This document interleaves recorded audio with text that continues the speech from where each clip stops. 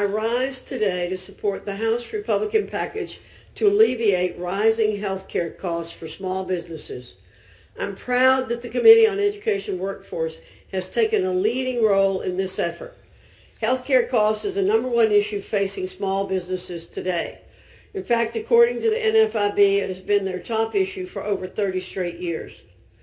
Through the dot-com bubble, the Great Recession, the COVID-19 pandemic, and record inflation, small businesses have consistently identified health care costs as their greatest concern.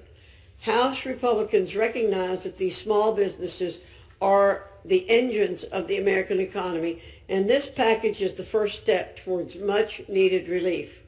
So I'd like to take a moment to discuss the two pieces of this package from the jurisdiction of the Education and Workforce Committee. First, this package incorporates Representative Good's Self-Insurance Protection Act.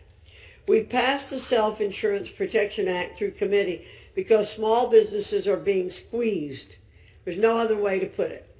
On the one hand, premiums are skyrocketing, and it's costing small businesses a fortune to cover their employees. Single coverage premiums cost about $8,000 per year now, and they're drastically outpacing inflation. So the bottom-up inflationary pressures have inevitably forced small businesses out of the insurance marketplace, and more are deciding to self-insure. Experts predicted this when the ACA passed, and it has held true. On the other hand, the government is coming from the top down and telling small businesses they cannot access stop-loss insurance. Stop-loss insurance is a financial tool that self-insured businesses typically buy to protect themselves from catastrophic costs. But the government overreaches, overregulates, and denies many small businesses this critical tool. For example, in New York, insurers are expressly prohibited from selling stop-loss insurance to employers with fewer than 100 employees. The New York State Association of Health Underwriters wrote regarding the law, quote, "Some groups have already lost their employer-provided health coverage altogether and have had to go into the New York Health Insurance Marketplace Exchange to obtain coverage, only to find that their new coverage has higher copays, larger deductibles, greater total out-of-pocket annual limits, narrower in-plan healthcare provider networks, and fewer out-of-network medical specialists," end quote. Like in a pincer maneuver, the government is coming from both sides and trapping small businesses in the middle with no options. The Self-Insurance Protection Act is the solution. It provides a lifeline to small businesses and hardworking Americans who are being squeezed by the soaring cost of traditional health insurance. It would stop federal and state overregulation of stop-loss insurance, allowing self-insured small businesses a way out of the government's two-sided trap.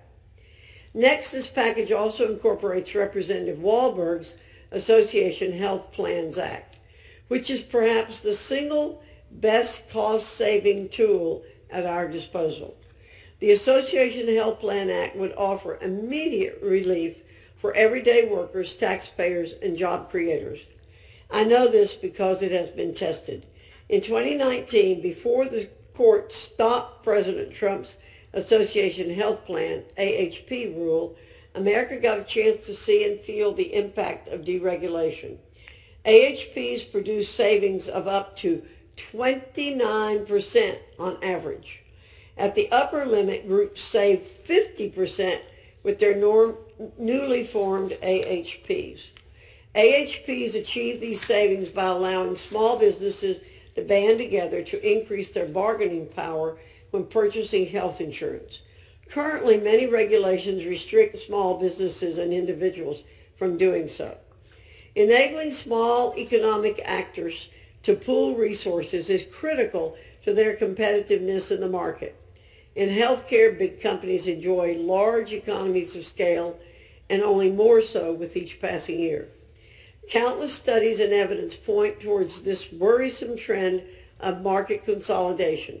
3 pharmacy benefit managers own 80% of the market. Physician practices and hospitals are merging at a rapid pace.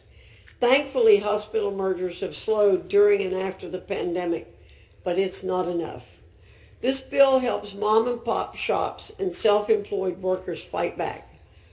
I should also clarify that this bill does not turn health care into the Wild West, like some members claim. Important regulatory guidelines exist to make sure enrollees would not be defrauded under AHPs. For example, every AHP must have a board consisting of at least 75% employer membership. This ensures that AHPs are maintained in good faith. They are also required to abide by existing consumer protections, such as prohibitions against discriminating based on an individual's health status and prohibitions against using pre-existing conditions to deny coverage, increase premiums, or impose waiting periods. The benefits of the Association Health Plans Act can be summed up in the words of Trump's DOL. Quote, AHPs are about more choice, more access, and more coverage. End quote. I agree. Let's help small businesses get the relief they need and working Americans the coverage they deserve. And with that, I urge passage of this health care package, and I reserve the balance of my time.